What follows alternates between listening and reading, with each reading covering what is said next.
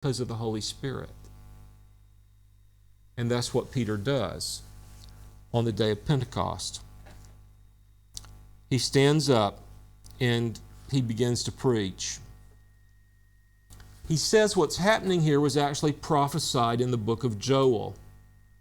Joel said that it would happen in the last days. I will send forth my Spirit, God said, on all mankind, not just the Jews. Your sons and your daughters shall prophesy. Your young men shall see visions. Your old men shall dream dreams. Even on my bondslaves, both men and women, I will in those days pour forth of my Spirit, and they shall prophesy. I will grant wonders in the sky above and signs on the earth below, blood and fire and vapor of smoke. Now, there comes a time in this passage where the prophet Joel is talking about the things that happen on the day of Pentecost.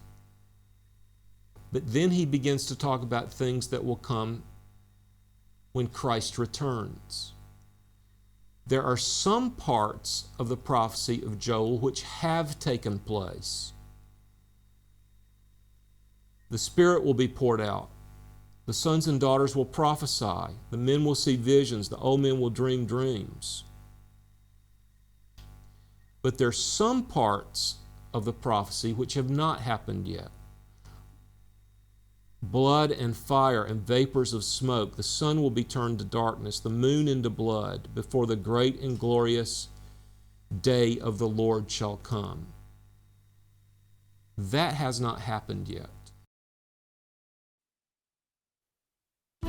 Have you benefited from this teaching ministry? Have you found TVS videos helpful and relevant? Please consider supporting TVS with your prayers and financial gifts. For more information, please visit www.tvseminary.com.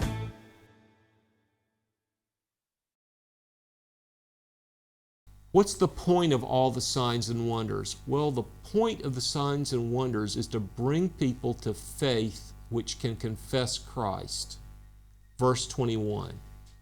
It shall be that everyone who calls on the name of the Lord will be saved.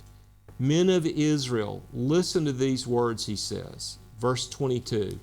Jesus of Nazareth, a man attested to you by God with miracles, wonders, and signs which God performed through him in your midst. This man, okay, now this is very, very interesting here.